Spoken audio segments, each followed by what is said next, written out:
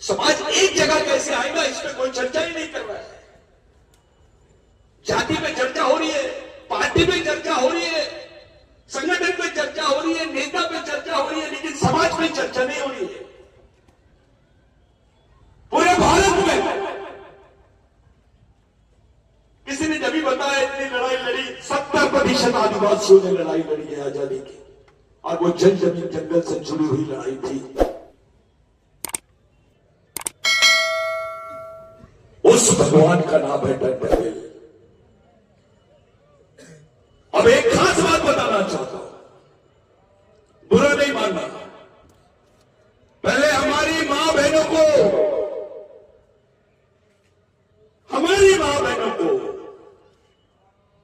Blouse पहनने पर tax लगता था, टैक्स।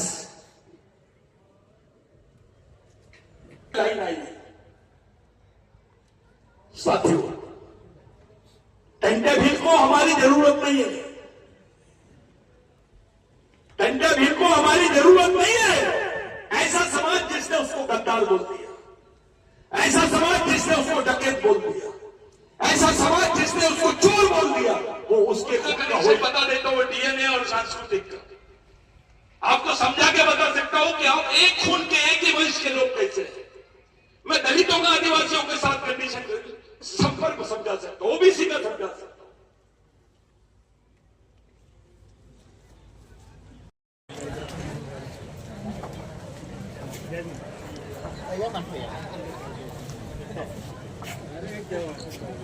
आ जाइए, अंदर आ जाइए।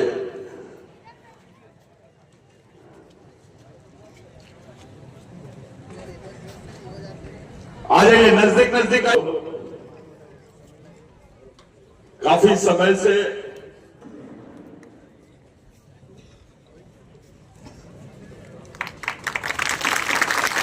मेरे को याद है, ये माला उन्हीं को पहनाना चाहिए जिनका आज दिन है, और हमारे यहाँ बकरे को पिनाते हैं हलाल करने के पहले। तो मैं मूवमेंट का बकरा हूं और मैं जानता हूं इनकी राजनीति क्या है। उन्होंने जब भी बताया कि बाल सफेद हो गए इसका मतलब हम बूढ़े नहीं हुए। ये दिमाग से अभी भी जवान है, इनको मालूम है किसकी कुर्बानी कब देना है। तो अभी मेरा नंबर लगाया है। साथियों,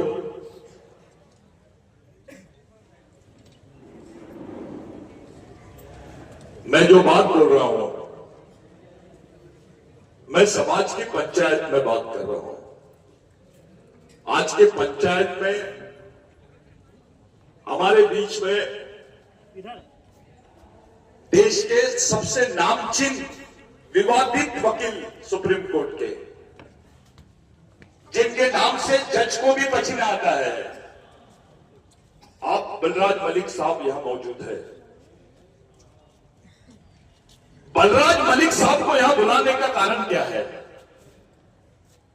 पहले इस पे बात हो जाए थोड़ी 2 मिनट के लिए। 2023 में गवर्नमेंट ऑफ इंडिया ने, यही मोदी सरकार ने, आरएसएस की सरकार ने जंगल यानी वन संरक्षण संवर्धन अधिनियम बनाया, और वो अधिनियम के तहत जंगल से सटे हुए 25 किलोमीटर के दायरे में जितने आदिवासी गांव हैं, उनको हटाकर उस जमीन को कॉर्पोरेट्स को देने का प्रोविजन किया। कॉर्पोरेट यानी उद्योगपतियों को देने का प्रोविजन किया।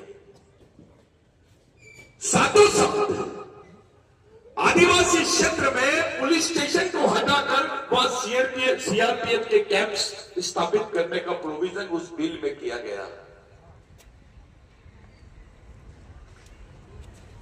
अगर ये बिल पास हो जाता तो उसको पार्लियामेंट में तो पास कर दिए, अपने गांडू नेता कुछ नहीं बोले,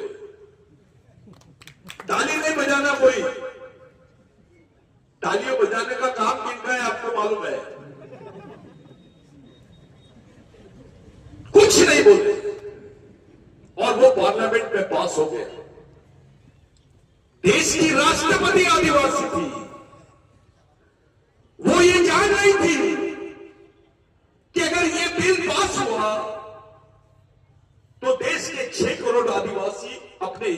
के साथ हमेशा हमेशा के लिए उस जमीन से बेदखल हो जाएगी। उस बिल पर मैंने समाज के तमाम बड़े बड़े नेताओं को देखा, संगठनों की तरफ देखा, किसी को समझ में नहीं आया कि वो बिल क्या है। जब मैंने उसका अध्ययन किया, कुछ साथियों को बुलाया, माननीय शरद पवार साहब से भी मैं डिस्कस किया इसके बारे में। उन्होंने बोले यार ये तो पास हो गया है, और पार्लियामेंट का सेशन में विपक्ष नहीं था तब ये पास हो गया। मैंने बोला सर विपक्ष नहीं था, ये पास हो गया ठीक है, लेकिन पास होने के बाद विपक्ष अपनी भूमिका निभा रहा है क्या इसमें? तो बोले बात तो सही है। सब चुप है, क्या बात है? साथियों, अगर वो बिल पास हो जाता तो 6 करोड़ आदिवासियों के पास से उनकी जमीन, जहां पर वो हजारों सालों से रह रहे हैं, वो जमीन छीन ली जाती है। मैं यहां आधिकारिक रूप से बात कर रहा हूं, पत्रकार होंगे वो भी मेरी बात को नोट करें। 6 करोड़ आदिवासी, उनको खत्म करने का षड्यंत्र रखा गया था उस बिल में। जब मैं दिल्ली गया तो मुझे बोला गया सतीश मेहता, अबे ये कॉर्पोरेट के लिए दिया गया बिल है, अगर तू बीच में जाएगा तेरे को मार डालेंगे, तेरा नामो निशान भी नहीं रहेगा, तू क्यों जा रहा है खिलाफ है? मैंने बोला साहब हमारा समाज तो वैसे ही मरा हुआ है, मैं मर गया तो इससे कौन सी हानि होने वाली है समाज? तो बोले तुम ये क्यों कर रहे हो? मैंने उनको बताया मैं सच बोल रहा हूं, मैं ये पिटीशन डालने इसलिए आया क्योंकि मैं टंटा भील की औलाद हूं। कोई ताली नहीं बजाएगा। मैं पिटीशन डालने इसलिए आया कि मैं राघोजी भांगरे की औलाद हूं। मैं पिटीशन डालने इसलिए आया हूं क्योंकि मैं बाबूराव शर्मा की औलाद हूं। मैं पिटीशन डालने इसलिए आया, मैं रेंगा कौरकों की औलाद हूं। मैं पिटीशन डालने इसलिए आया क्योंकि मैं अंबेडकर की औलाद हूं। मैं पिटीशन डालने इसलिए आया क्योंकि महात्मा फुले की औलाद हूं। और मैं पिटीशन डालने इसलिए आया क्योंकि मैं बिरसा मुंडा की औलाद हूं। वो पिटीशन के लिए साथियों सुप्रीम कोर्ट का कोई वकील तैयार नहीं हो रहा था। तब मैं बलराज मलिक साहब को लाया, उनको समझाया, और इस व्यक्ति ने देरी के साथ में सुप्रीम कोर्ट में उस पिटीशन को फाइल किया, और आज वो पिटीशन को स्टे लगा हुआ है, उसको रोक दिया गया, उसमें त्रुटियां निकाली गई, और वो कानून अभी भी, वो जो प्रस्ताव है कानून का अभी भी सुप्रीम कोर्ट के सामने पेंडिंग है। अगर वो कानून फिर से लागू हो जाता है तो फिर 6 करोड़ आदिवासियों के सर पे से छत हट जाएगी, उनकी जमीन से, उनके पैर के नीचे से उनकी जमीन चली जाएगी। ये मामूली बात नहीं है। कुछ लोगों से मैं मिला जब मैं मध्य प्रदेश में आया, ठाकुर दादा बिल्कुल सही बोल रहे थे, लाइनमैन दादा था, यादव दादा थे, हमारे सेनानी साहब, करू सेनानी साहब आज हमारे बीच में नहीं है, हमारी पूरी टीम यहां पर जो मौजूद है वो सब लोग थे। मैं जब नया नया यहां पर आया, मैंने देखा कि समाज का पढ़ा लिखा अधिकारी, समाज का एमएलए, समाज का मिनिस्टर भगवान टंटा भील को चोर बोलता है, डकैत बोलता है, मामा बोलता है। मैंने बोला यार ये कौन सी बात हो गई? साथियों, मैंने 12 साल लगाए भगवान टंटा भील को समझने के लिए, उनका इतिहास खोजने के लिए। 12 साल के बाद में मैंने एक स्टेटमेंट किया। पहला स्टेटमेंट मेरा यही था, बाबा बाण नाम के एक राइटर है, महाराष्ट्र के जिन्होंने टंट्या भील पे बहुत काम किए, लेकिन टंट्या भील के बारे में अभी भी दो बातें अभी भी उलझी हुई है। कुछ लोगों ने बोला कि टंट्या भील को फांसी दी गई। मैं मानता हूं, अबे फांसी देने के बाद उसकी बॉडी तो थी ना, उसको कहीं तो गाने होंगे, उसकी मजाक कहां पर है? गवर्नमेंट के पास कोई जवाब नहीं है इसका। दूसरी बात मैंने पूछा कि गवर्नमेंट के रिकॉर्ड में टंट्या भील का जो जन्मदिन है वो कहां पर है? उसका भी कोई रिकॉर्ड नहीं है। एक ऐसा आदमी जो इस देश में मालिकियत की बुनियाद रखता है। संविधान ने आपको आदिवासी बनाया, यूएनओ ने आपको इंडिजिनियस पीपल बनाया, लेकिन टंट्या भील वो भगवान का नाम है जिसने आपको मालिक बनाया, ओनर बनाया। कोई टंट्या भील का आधार नहीं है। सुप्रीम कोर्ट ने 2010-2011 में नंदाबाई भील के जजमेंट में, वो भील कम्युनिटी की लेडी जिसको नंगा घुमाया गया महाराष्ट्र में,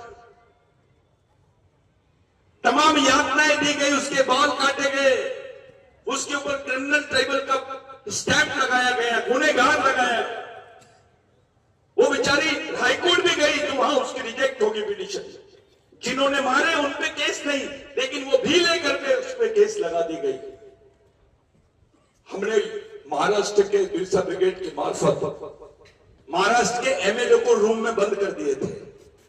मैं आधिकारिक तौर पे बोल रहा हूं ये बात। उनको दूसरी भाषा में समझाए, टंटा मामा की भाषा में समझाए, सीधी भाषा में नहीं समझ रहे थे। ऑपरेशन टंटा भील करना पड़ा। फिर उनसे साइन लिए और सुप्रीम कोर्ट में वो पिटीशन लगाई गई और सुप्रीम कोर्ट में पूरा मटेरियल बिरसा ब्रिगेड के मार्फत सप्लाई किया गया। और इस देश के 60 साल के इतिहास में ऐसा जजमेंट नहीं आया। पहली बार जजमेंट आया और सर्वोच्च न्यायालय ने माना कि आदिवासी देश का पहला नागरिक है, वो इस देश का मूल मालिक है। ये बिरसा ब्रिगेड की देन है, ये टंट्या भील की देन है। जस्टिस काटजू ने भील समुदाय के बारे में तो सोचा, लेकिन टंट्या भील की वॉरियर ऑफ इंडिया अमेरिका में पढ़े, जस्टिस काटजू उसके बारे में, ऑस्ट्रेलिया में पढ़े, ब्रिटेन में पढ़े। टंट्या भील के किस्से केवल निमाड़ मारवाड़ महाराष्ट्र में नहीं, दूसरे देशों में भी पढ़ाए जाते हैं। आज भी है, एकेडमिक स्टडी है उसकी, उसके एविडेंस है, उसके प्रूफ है। विश्व के कई देशों में टंट्या भील को जाना जाता है।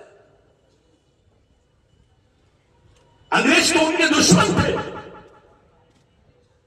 ऐसा कौन सा शख्स है जिसको उन्होंने डायरेक्टली बोल दिया कि भाई अंग्रेजों ने टंट्या भील के बारे में लिखा ब्रिटिश टाइम्स में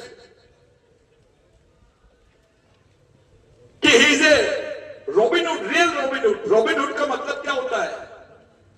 भगवान के समकक्ष। एडवर्ड जॉन नाम का एक अंग्रेजी राइटर था, उसने टंट्या भील के जब लेके जा रहे थे जबलपुर जेल में, तो वो पूरे जेल के हर स्टेशन के ऊपर में लाखों लोग, आदिवासी नहीं गैर आदिवासी भी टंट्या भील के दर्शन के लिए खड़े थे। उस अधिकारी ने लिखा ही इज ए लिविंग गॉड, जिंदा भगवान बोला उसको, जिसको अंग्रेजों ने रॉबिनहुड बोला, जिसको जिंदा भगवान की उपाधि दी गई, वो अचानक डकैत कैसे बन गया? इस पर मैंने विचार किया। उसको चोर कैसे बोला जा रहा है? इसके पीछे का बैकग्राउंड क्या है? साथियों, पहले हम तमाम आदिवासियों को क्रिमिनल ट्राइबल के नाम से जाना जाता था।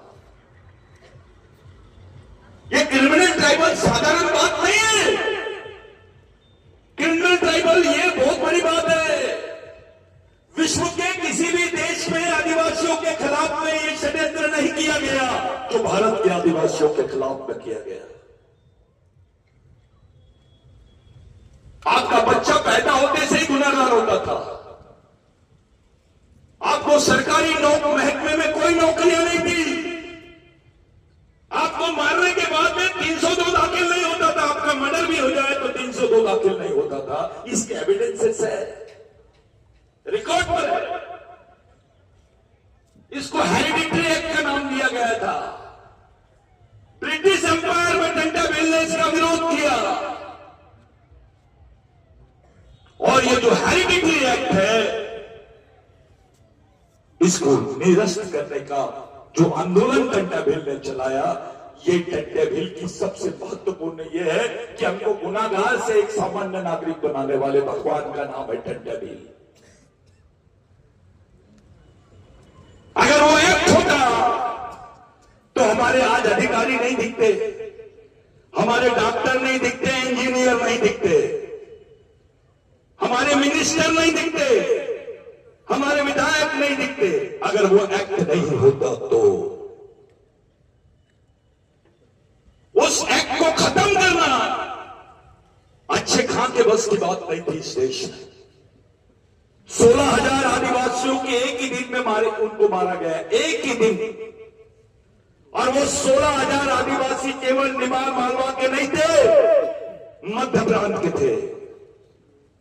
वो 16,000 आदिवासियों की मौत के बाद ब्रिटेन में यह बिल पास हुआ कि जो क्रिमिनल ट्राइबल एक्ट है ये अनलॉफुल कानून है, यानी ये न्याय संगत कानून नहीं है, इसको रद्द किया जाए। तब वहां से आदिवासियों के हिस्से में नौकरी आई, आदिवासी पढ़ सका, आदिवासी डॉक्टर बना, इंजीनियर बना, टीचर बना, कलेक्टर बना, विधायक बना, मंत्री बना। ये बड़ी बात है। अगर वो कानून होता तो संविधान होते हुए भी तुमको अधिकार नहीं मिलता। ये सामाजिक न्याय का सबसे बड़ा कानून था और ये सबसे महत्वपूर्ण विषय था जिसमें गांधी से लेकर नेहरू से लेकर सभी लोगों ने बात की। लेकिन बाद में पहले भगवान टंटा बिल ने उसका विरोध किया। साथियों, यहां पर अहिल्याबाई होलकर का एम्पायर था, यहां पर अहिल्याबाई का राज था। उस टंटा बिल का सबसे वफादार साथी रेंगा कोरकू।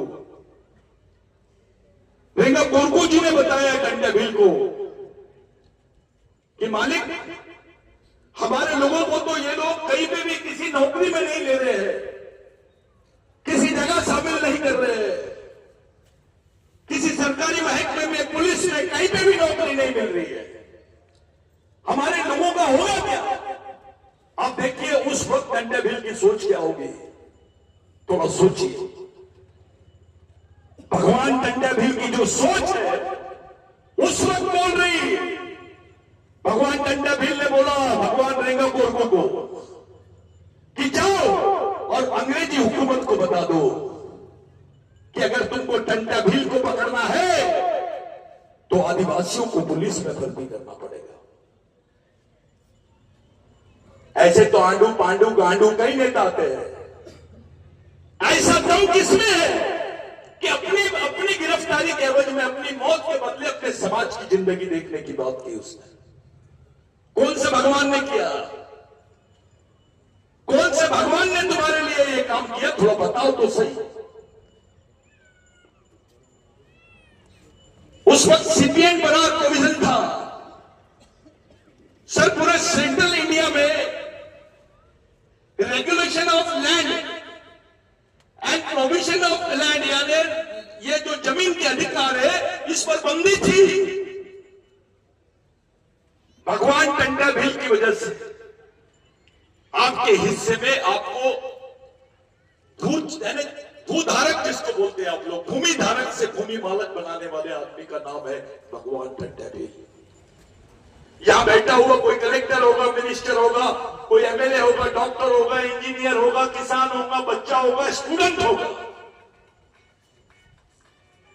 जाओ 1925 के पहले का जो ठाकुर दादा ने बोला बहुत अच्छी बात बोला। अरे 1925 नहीं, 1885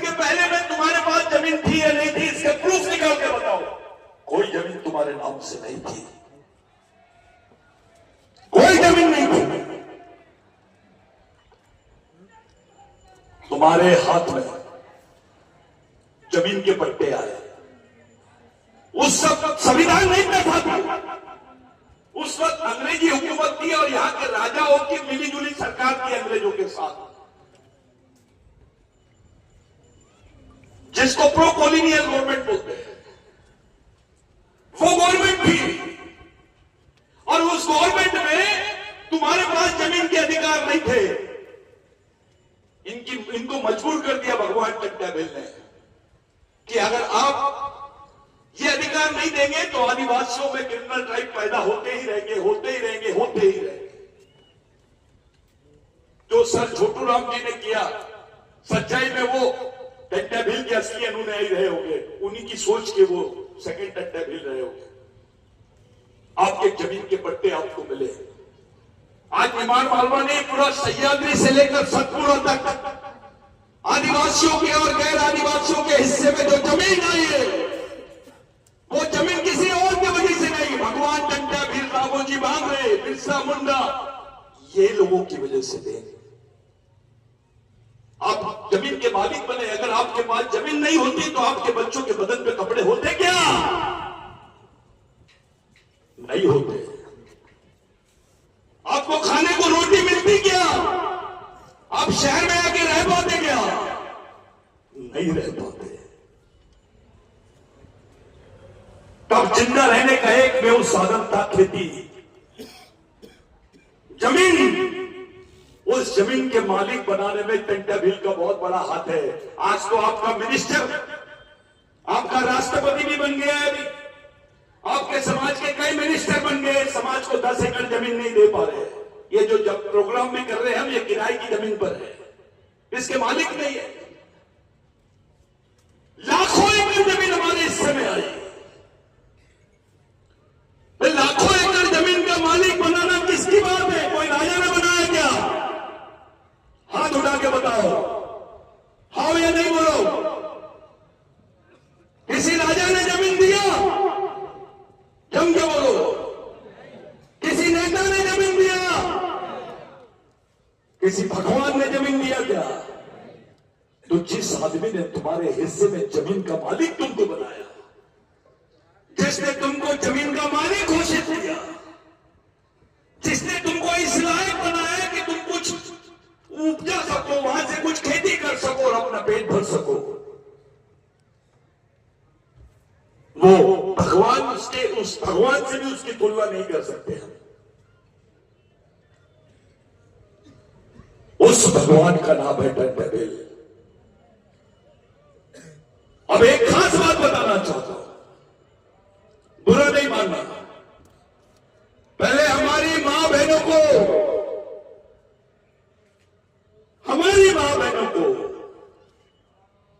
ब्लाउज पहनने पर टैक्स लगता था, टैक्स। सर, पूरे सेंट्रल प्रोविंस में आदिवासी महिलाओं के बदन पे कपड़े नहीं होते थे। अगर वो कपड़े पहनी तो उसको टैक्स देना पड़ता था। यह मनुवादी व्यवस्था थी, राजा आदिवासियों का, लेकिन राज मनुवादियों का। हमारी मां बहनों को टैक्स लगता था। अगर उसने पूरे कपड़े पहन लिए तो उसको टैक्स देना पड़ता था, जमींदारों को, यहां के मनुवादियों को। उस लड़ाई को खत्म करने वाले भगवान का नाम है टंट्याभिल। आज हमारी मां बहनों के बदन पे कपड़े हैं ना, तो ये टंट्याभिल की वजह से है। क्या ऐसा आदमी डकैत हो सकता है जिसको इंडियन रॉबिन हुड नहीं, जिसने इस देश में देश नाम की परिभाषा को खड़ा किया? सेंट्रल प्रोविंस एक्ट जो था, भारत का पहला एक्ट था जिसकी वजह से संविधान अस्तित्व में आया। बाद में बिरसा मुंडा की लाइन आई। साथियों, टंट्याभिल को हमारी जरूरत नहीं है। टंट्याभिल को हमारी जरूरत नहीं है। ऐसा समाज जिसने उसको गद्दार बोल दिया, ऐसा समाज जिसने उसको डकैत बोल दिया, ऐसा समाज जिसने उसको चोर बोल दिया, वो उसके खून का हो ही नहीं सकता। इतना गद्दार सारा खाना टंट्याभिल की और गारा पांडे की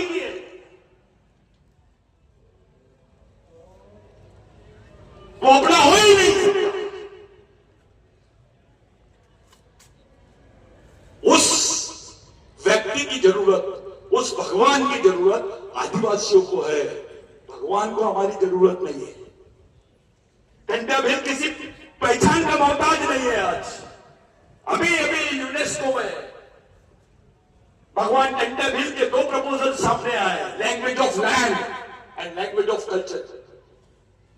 भगवान टंटा भील के सामने कई पुरोहितों ने प्रस्ताव दिए कि आप ये धर्म का रास्ता अपनाओ। टंटा भील ने एक बात पूछा, क्या कोई भगवान आपकी सामाजिक लड़ाई लड़ सकता है? तो बोले नहीं। क्या कोई भगवान आपके बीच में सामाजिक परिवर्तन कर सकता है? तो नहीं।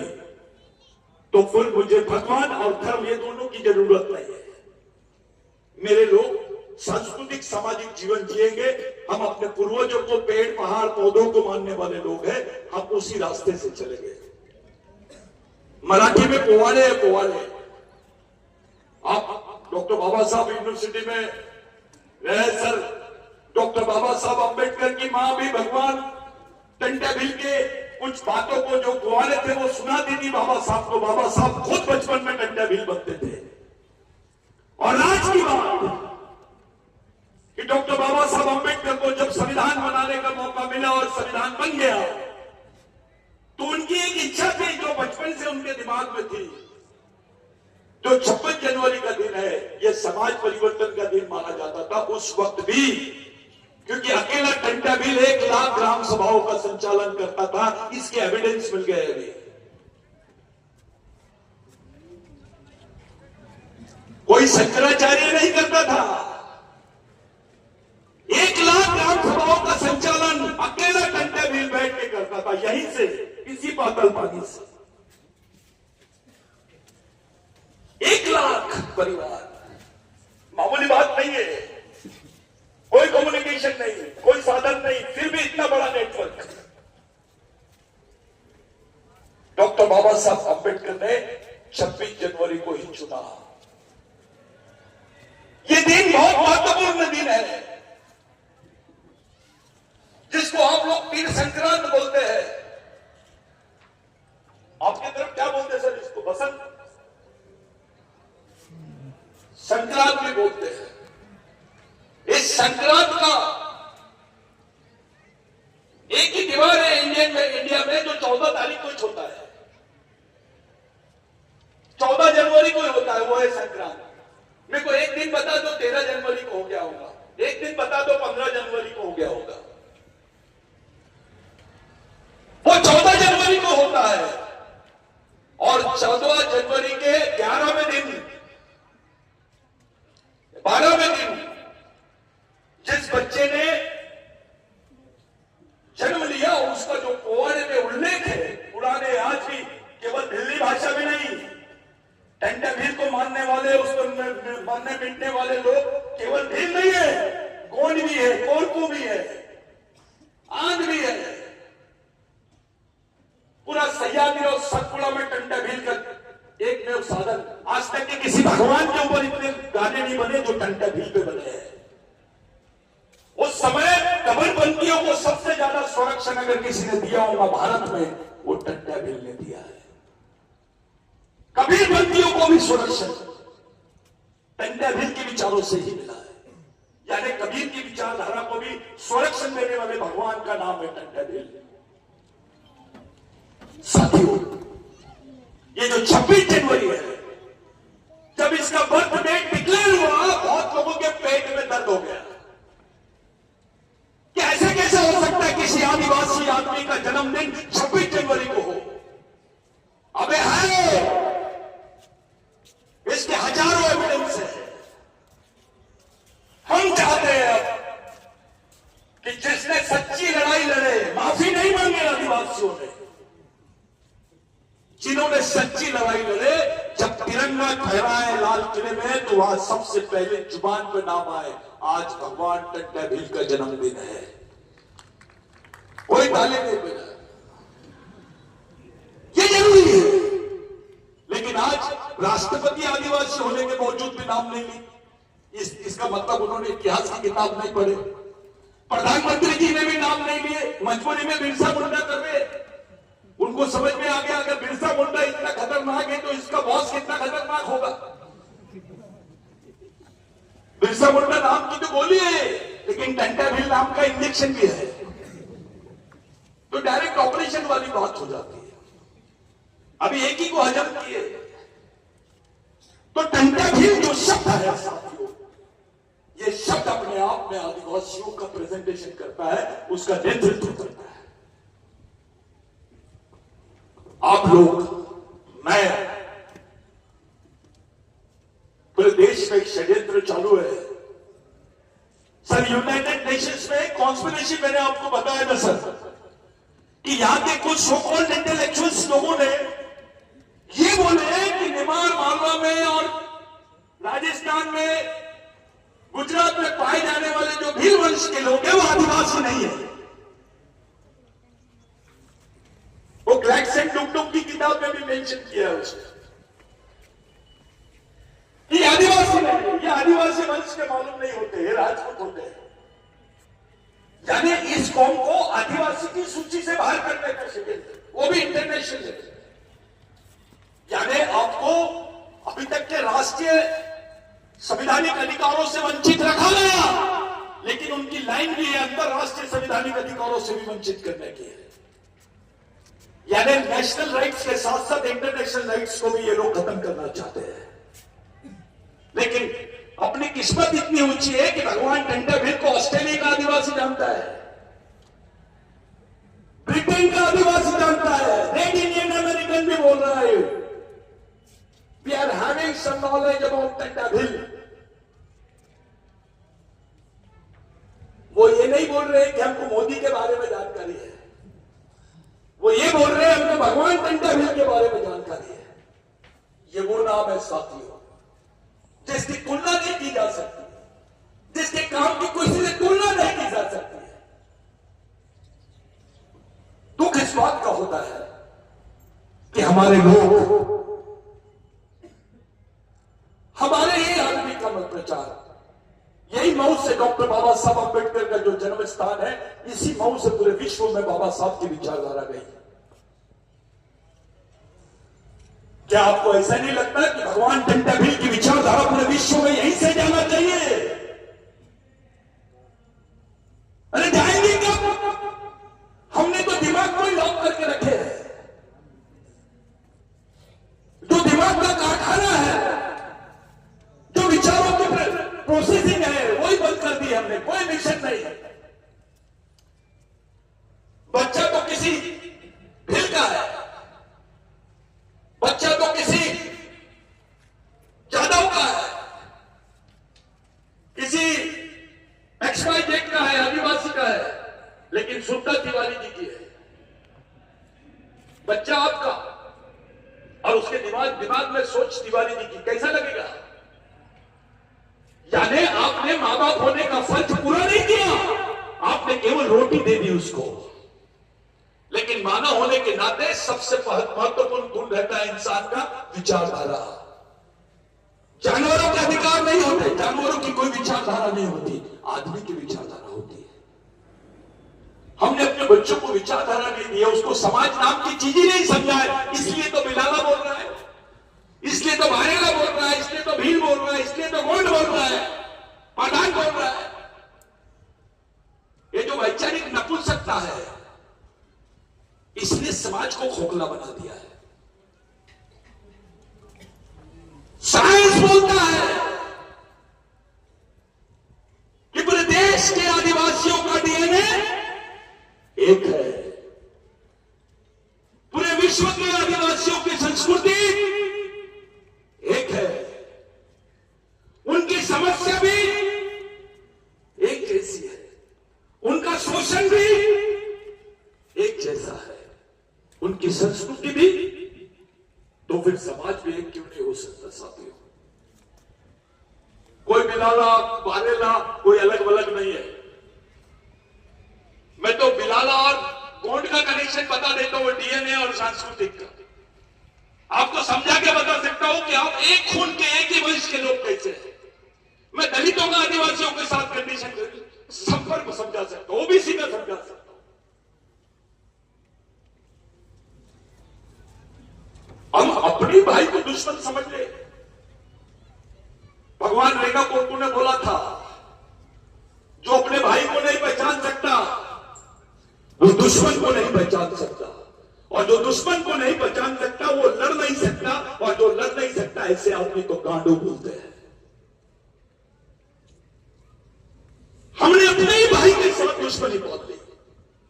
बिलालों का अलग संगठन, बारेला का अलग, भील का अलग, कोर्ट का अलग, कोरकू का अलग। इतने देर साइने हो गए क्या? वे अम्बेडकर के भी बाप बन गए, भगवान टंटा भील के भी बाप बन गए। अब इनका विरोध मत करो। समाज में जो जो ऐसे संगठन कर रहे हैं उनका सत्कार कर दो सबके सामने। हार मान जाओ कि तू ही हमारा अम्बेडकर है। इससे दरारें बढ़ेंगी। समाज एक जगह कैसे आएगा इस पे कोई चर्चा ही नहीं कर रहा है। जाति पे चर्चा हो रही है, पार्टी पे चर्चा हो रही है, संगठन पे चर्चा हो रही है, नेता पे चर्चा हो रही है, लेकिन समाज पे चर्चा नहीं हो रही है।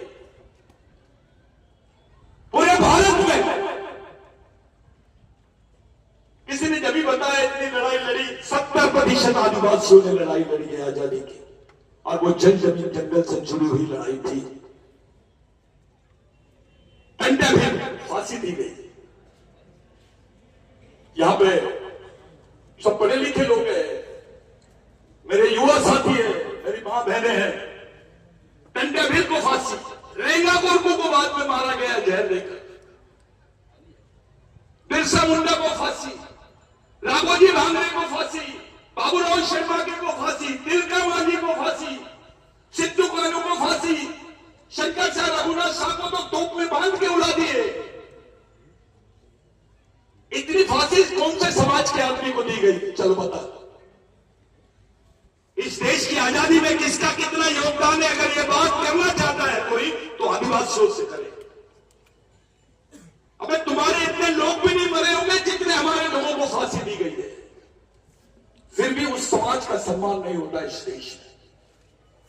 ये युवा लड़कों को मालूम नहीं है कौन सा झंडा पकड़ना है। ये सद्बुद्धि है उनकी कि पीले बांध लिए उन्होंने,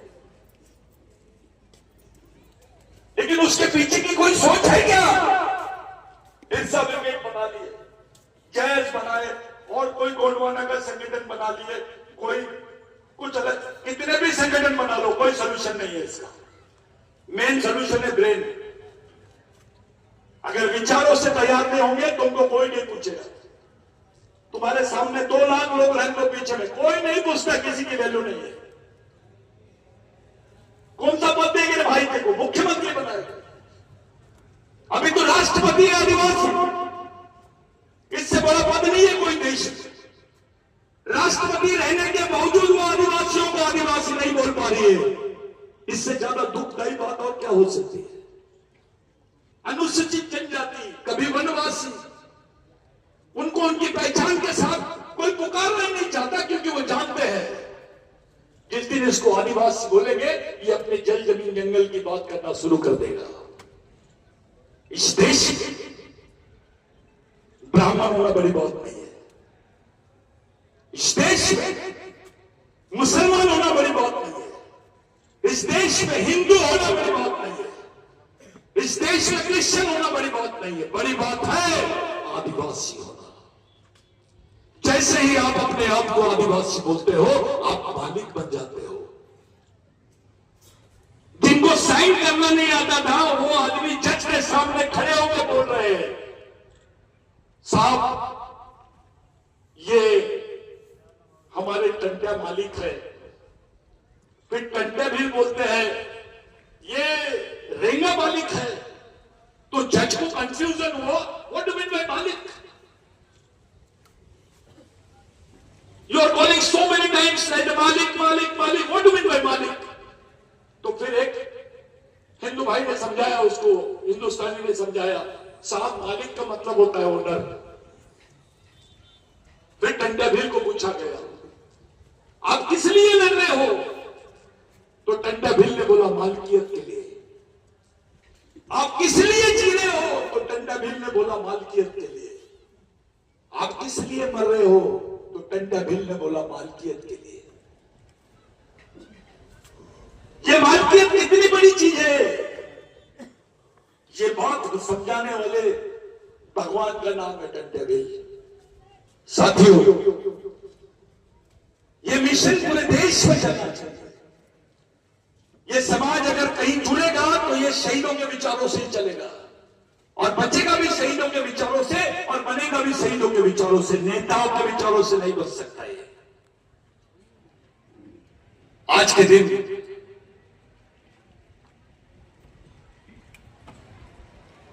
मैंने आपको दो उदाहरण दिया था।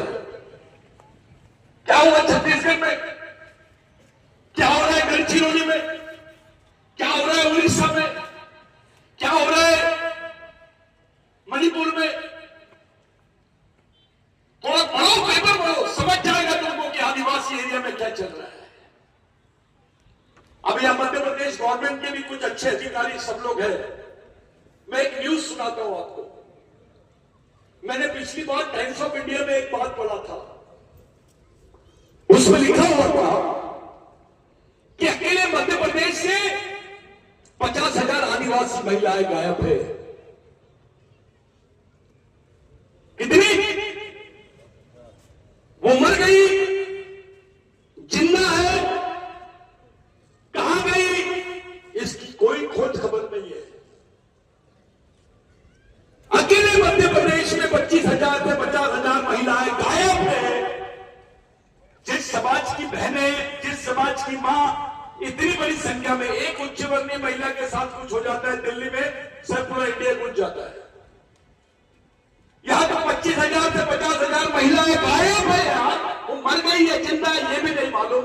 उनकी बॉडी, उनके पार्ट निकाल के बेचे गए क्या, उनके साथ बलात्कार किया गया या उनको जला दिया गया, इस पर भी कोई चर्चा नहीं है। और समाज उत्सव मनाने के चक्कर में है। जिस समाज में एक साथ 25 से 50,000 मौतें हो जाती है, वो भी बहनों की, वो समाज सीरियस क्यों नहीं है, गंभीर क्यों नहीं है, वो उस बारे में सोच क्यों नहीं रहा है, ये प्रश्न खड़ा होता है।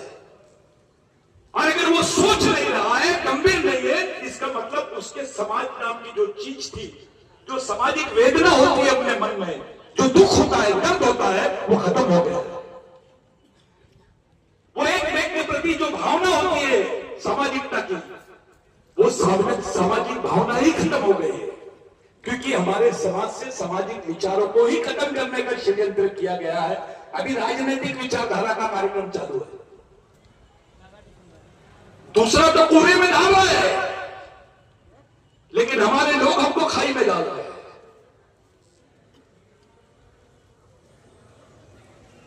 मैं आप लोगों से पूछता हूं,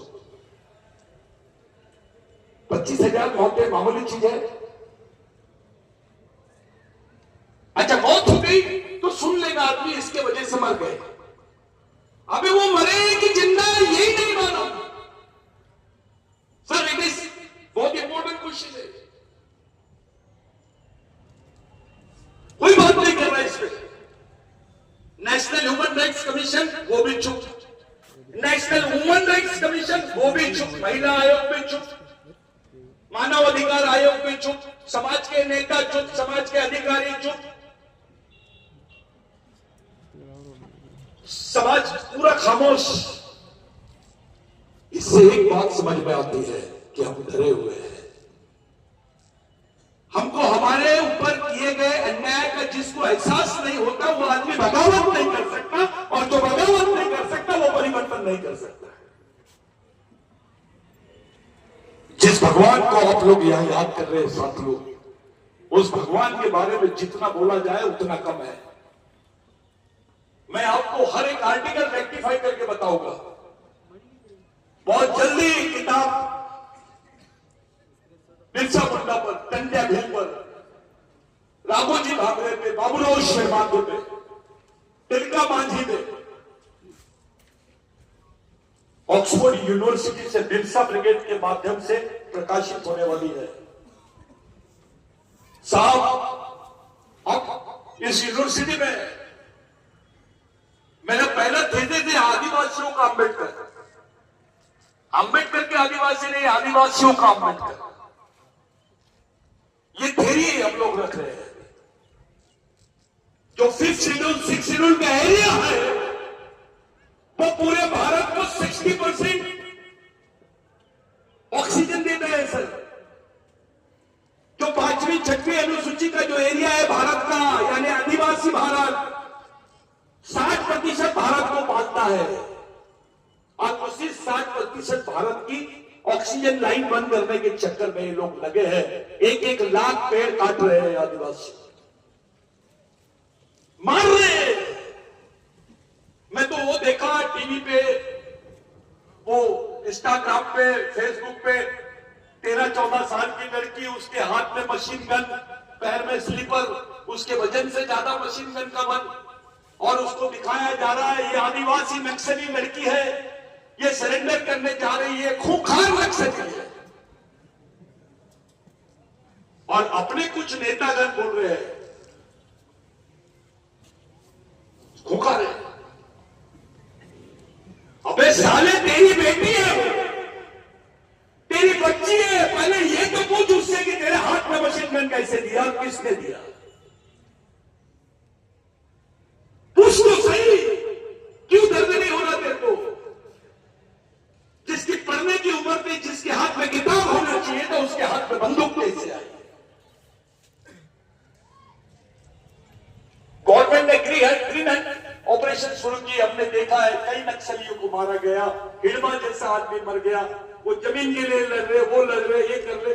एक न्यूज मैंने पेपर में सुना कि भैया जो जमीन के लिए वो लोग लड़ रहे थे, हिड़मा मरने के बाद वो जमीन अदानी को दे दिए। साला मैं भी सोच में पड़ गया, मामला किस बात का, झगड़ा किस बात का है? अरे नक्सली रास्ता गलत है और वो उसका हम समर्थन भी नहीं करते हैं। यहां तो षड्यंत्र चल रहा है, कोई भी आदिवासी पढ़ा लिखा लड़का कुछ बोल दिया तो उसको नक्सली बोल देते हैं।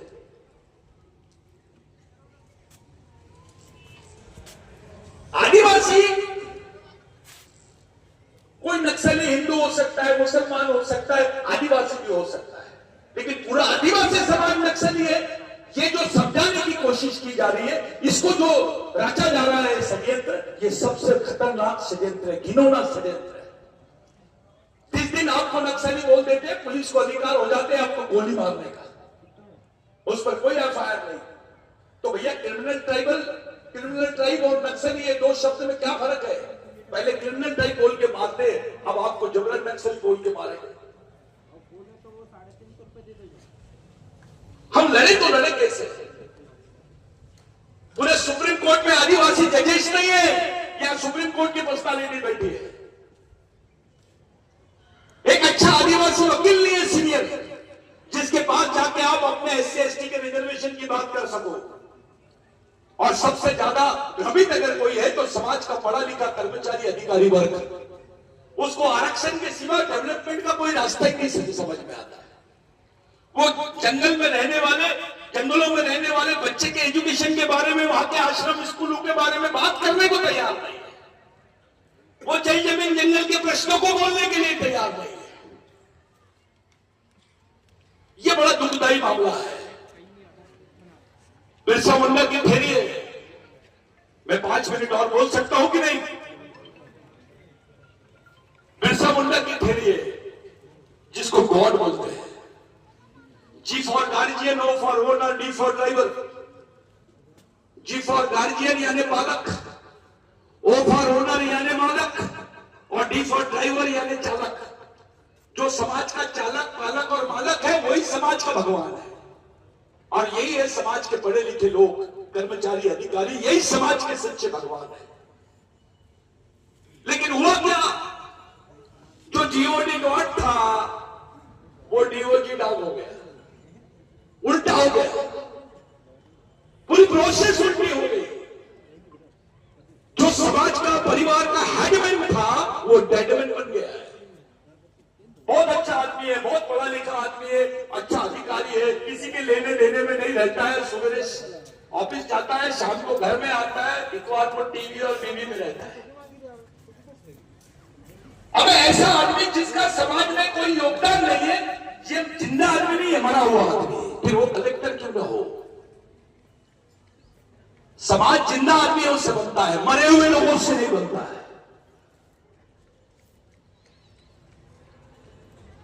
हमारे में अगर मजदूर भी है तो वो जिंदा होना चाहिए, उसकी सामाजिक भावना जीवित होनी चाहिए। साथियों, ये एक सामाजिक मिशन है, ये कोई संगठन नहीं है। ये जितने टोपीधारी दिख रहे हैं ये बहुत महान है, ऐसा कुछ नहीं। जो गमछा वाले दिख रहे हैं वो बहुत महान है, या मैं बोल रहा हूं महान हूं, ऐसा कुछ भी नहीं।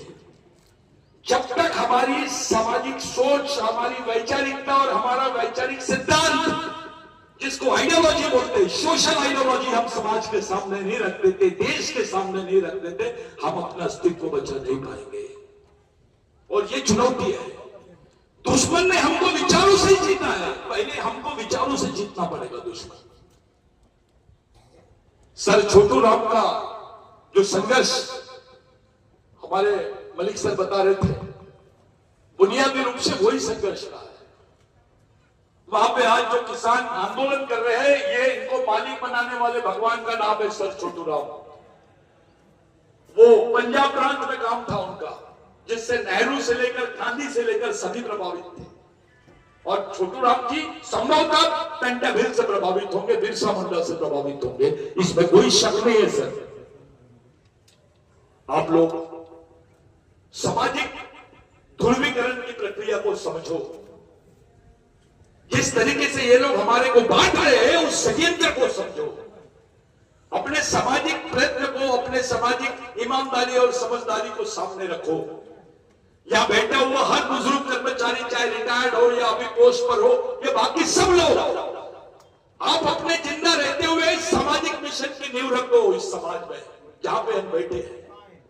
एक अनपढ़ आदमी पूरे देश समाज को जिंदा रख सकता है इतने सालों तक, जो भगवान भी नहीं कर सकता है, तो हम तो उसकी औलाद है। कम से कम अपने प्रयत्नों से हम समाज में एक सामाजिक मिशन तो चला सकते हैं। और यही सामाजिक मिशन की विचारधारा, यानी टंट्याभिल की विचारधारा, भगवान टंट्याभिल की विचारधारा, बिरसा मुंडा की विचारधारा, बाबा साहब की विचारधारा, यही विचारों को लेकर हमारे समाज में हमको प्रचार और प्रसार करना है। समाज समझाना है, समाज के आदमी को समाज के आदमी से जोड़ना है। एक समाज जोड़ो अभियान यहां से शुरू होना चाहिए। साथियों, आज के दिन यहां तमाम संगठनों के साथी लोग हैं, मैं उनको अच्छा कार्यकर्ता मानता हूं। मैं खुद को भी और उनको भी नेता नहीं मानता हूं, क्योंकि भगवान टंट्याभिल की विचारधारा नेता निर्माण नहीं करती, वो सैनिक निर्माण करती है। एक नेता बनाओगे तो 5 साल काम देगा, लेकिन एक कार्यकर्ता बनाओगे, कैडर बनाओगे, तो पूरी जिंदगी भर समाज के लिए काम करेगा। आपको टेम्पररी प्रोसेस पे काम करना है या परमानेंट प्रोसेस पे काम करना है, ये निर्णय आपको लेना है। साथियों, हमारी समस्या टुकड़े टुकड़े में बटे हैं, संगठन के नाम से बटे हैं, जाति के नाम से बटे हैं, पार्टी के नाम से बचे हैं, व्यक्ति के नाम से बचे हैं, बट गए हैं। ये व्यक्तिवाद, पार्टीवाद, संगठनवाद, पूंजीवाद, ये जब जो सोच है जो समाज को विभक्त करती है, उसका आइसोलेशन करती है, उस सोच को खत्म करना है। केवल समाज और समाजवाद की तरफ जाना है। हमारे लिए, आपके लिए पर्याय क्या है? अब मैं एक सवाल पूछ के जा रहा हूं आपसे। यह बहुत सारे अधिकारी हैं, रिजर्वेशन खत्म हो गया है, अभी 0.38% रिजर्वेशन मिल रहा है आपको, क्योंकि सब प्राइवेटाइजेशन हो गया है, आउटसोर्सिंग हो रही है। अभी आईएएस अधिकारी को भी आउटसोर्सिंग से भर्ती कर रही है गवर्नमेंट। रिजर्वेशन खत्म और तुम्हारी जमीन खत्म। अब तुम्हारी जमीन भी छीनने की प्रक्रिया शुरू हो गई है। आरक्षण नहीं रहेगा, संरक्षण नहीं रहेगा, आपके पास जमीन भी नहीं रहेगी, जिंदा कैसे रहोगे आप? इस समाज को जिंदा कैसे रखोगे? उसकी रणनीति क्या है आपके पास? ये किसके भरोसे जिंदा रहेगी आपकी आने वाली पीढ़ी? अरे आपका इतिहास खत्म, आपके अधिकार खत्म करने की कगार पे आ गए हैं। 5वीं अनुसूची, 6वीं अनुसूची अभी कोई नहीं पूछ रहा है। लगातार धज्जियां उड़ा रही है गवर्नमेंट उसकी। आपके सामने जीता जागता उदाहरण है इधर छत्तीसगढ़ का, मध्य प्रदेश, उड़ीसा, झारखंड, आसाम, अरुणाचल, मणिपुर। क्या हो रहा है? चलो मणिपुर का एग्जाम्पल तो सेट करके रख दिया हमारे दिमाग में। खुलेआम आदिवासी लड़कियों को नंगा करके लेके गए। देखो किसी की दुश्मनी भी नहीं तो ऐसा नहीं करते। खुलेआम आदिवासी लड़कियों को नंगा किया गया, उनको सड़क पे घुमाया गया, उनके गुप्त अंगों को खुलेआम छेड़ा गया, सड़क पे चौराहा पे खड़ा किया और उनको बंदूक से मार के उड़ा दिया गया। क्या था इनके दिमाग में? ये क्या दिखाना चाहते थे आपको? प्रधानमंत्री जी बताते हैं, गृह मंत्री जी बताते हैं, हमको कुछ दिनों के बाद पता चला। अरे भाई, पाकिस्तान में कुछ होता तो 2 मिनट में दिल्ली में खबर आ जाती है। मणिपुर में हुआ और आपको 3 दिन बाद पता चल रहा है। पूरे देश ने वीडियो देख लिया उसका। उस पर क्या एक्शन हुई? कुछ हुई? किसी ने कोई एक्शन नहीं लिया। भाइयों, आप कैसे रहते हो, कैसे दिखते हो, कितने पैसे वाले हो, इसका कोई वैल्यू नहीं है। मरेंगे तो सब एक साथ। कुछ लोग पहले मर जाएंगे, कुछ वेटिंग लिस्ट में रहेंगे, प्रतीक्षा सूची में रहेंगे, लेकिन मरेंगे सब। और अगर बचना है तो हमको एक जगह आना पड़ेगा। याद रखो साथियों, ये हमारी अंतिम पीढ़ी द्वारा अंतिम पीढ़ी को बचाने के लिए लड़ी जाने वाली अंतिम लड़ाई है। इसको किसी भी हाल में जीतना पड़ेगा। अगर अपनी आने वाली पीढ़ी को जिंदा रखना चाहते हो तो संगठन बहुत छोटी बात है। हर 10 मिनट में 50-60 संगठन बनते हैं आदिवासी समाज में। आपने कोई 10 संगठन भी बना लिए तो उससे कुछ फर्क नहीं पड़ने वाला है। आपको मिशन की जरूरत है, एक वैचारिक मिशन की जरूरत है। आप लोग इतनी बड़ी संख्या में यहां पर आए, मेरे को बहुत अच्छा लगा। पिछली बार मलिक साहब आए थे, लेट हो गए थे, तो हम लोगों को कुछ 100-200 लोगों से बात करके हम चले गए। लेकिन मलिक साहब भी सेटिस्फाइड है, मैं भी सेटिस्फाइड, आप लोग भी सेटिस्फाइड है।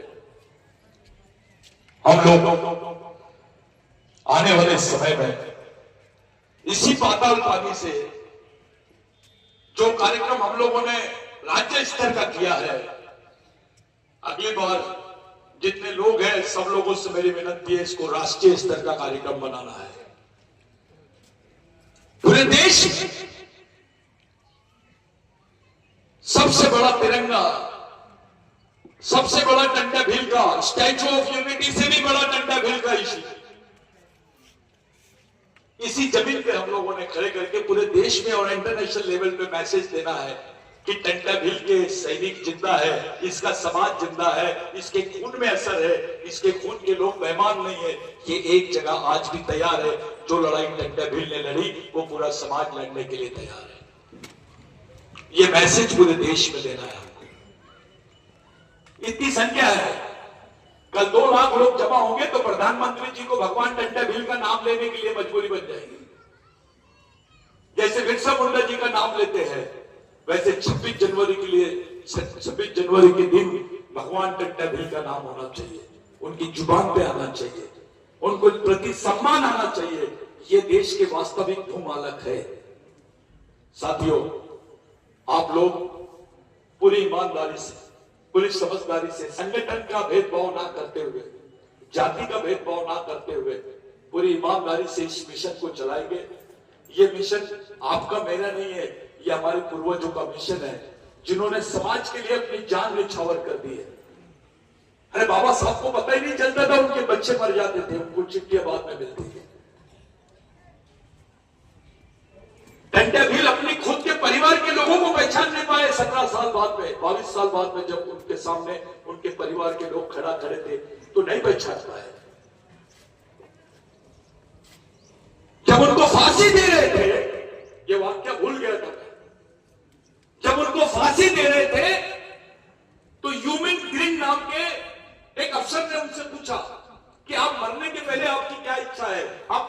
भगवान का कौन सा ग्रंथ और क्या करना चाहते हो, देखना चाहते हो, किसका नाम लेना चाहते हो?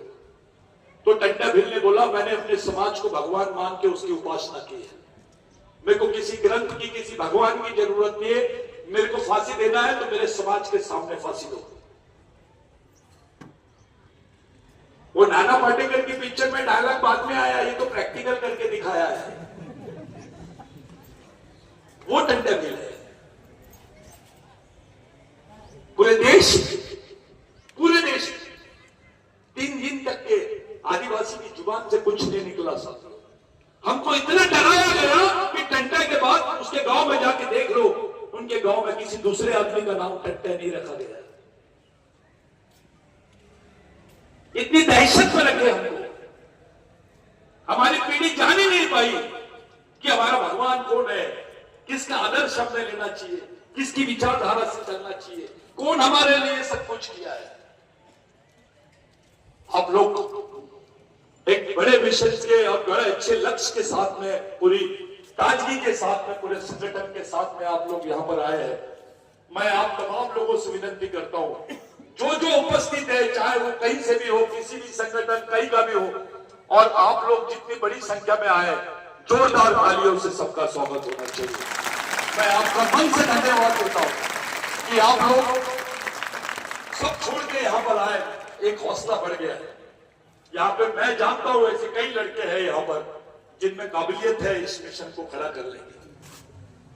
सिर्फ एक छोटी सी सोच होना बस, कि अभी नहीं तो कभी नहीं। अगर अभी चुप गए साथियों तो इतिहास के साथ खत्म हो जाएंगे हम। हमारी मां बहनों से भी विनती है, वो शंकर भगवान का उपवास करने के बजाय भगवान टंटा भिल के बारे में कहानी बताना शुरू करो। अपने बच्चों के कान में फूको, उसको ओरिजिनल भगवान बताओ। ओरिजिनल बंदूक दो उसके हाथ में, डुप्लीकेट बंदूक मत दो। दुश्मन के कारखाने से बंदूक खरीद कर दुश्मन के खिलाफ नहीं लड़ सकते। दुश्मन बंदूक तो देगा, गोली अपने पास रख लेगा। फिर उससे अच्छा तो डंडा है। बंद हवाई जहाज से अच्छी चालू साइकिल है। कम से कम चला तो पाओगे। हवाई जहाज है, बंद है, क्या करोगे? क्या के काम आएगा? साथियों, कारखाना भी हमारा, सैनिक भी हमारा, बंदूक भी, ब्रेन भी, त्याग भी हमारा, सोच भी हमारी, और संघर्ष भी। मामला खत्म। किराए वाला कार्यक्रम नहीं होना, किराए का घर खाली कर, यह कार्यक्रम नहीं होना। खुद की लाइन खड़ी करो और फिर छोड़ो। दलित कहीं नहीं जाएगा, वो आएगा। ओबीसी कहीं नहीं जाएगा, वो आदिवासियों के साथ में आ रहा है। जिस दिन आदिवासी वनवासी हो जाएगा, उस दिन इस देश का अल्पसंख्यक दलित ओबीसी स्वर्गवासी हो जाएगा। क्योंकि इनकी सांस्कृतिक पहचान का आखिरी अवशेष यानी आदिवासी समाज है। दलित को लगता है, ओबीसी को लगता है वे आदिवासी को वनवासी बोल रहे, मेरे को थोड़ी बोल रहे। लेकिन उसको मालूम नहीं है निशाना आदिवासियों की तरफ है, मरेगा तू।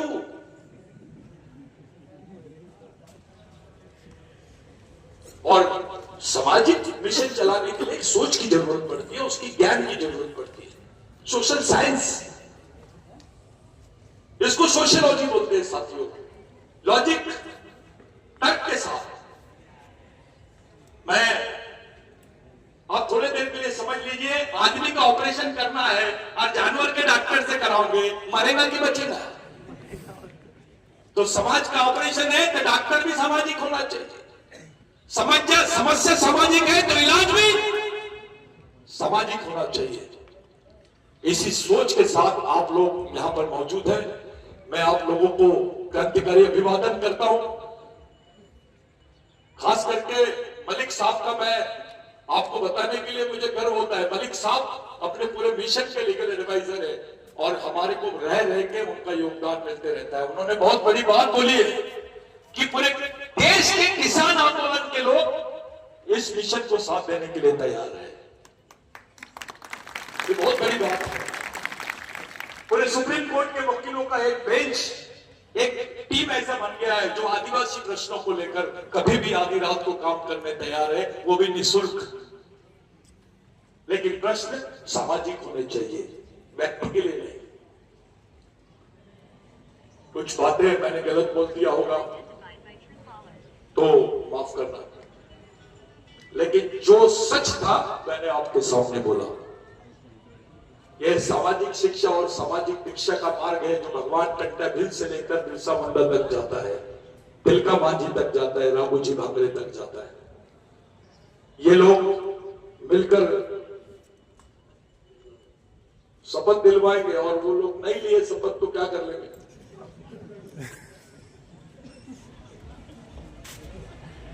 सोच बदलने का कारखाना है भाई,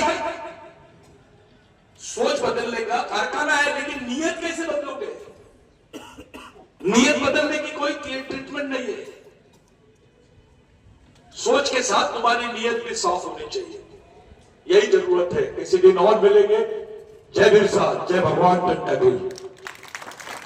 ये कुछ लोग कहा है, प्रकाश भाई भील, शेर सिंह परमार सर, बलराम डावर साहब।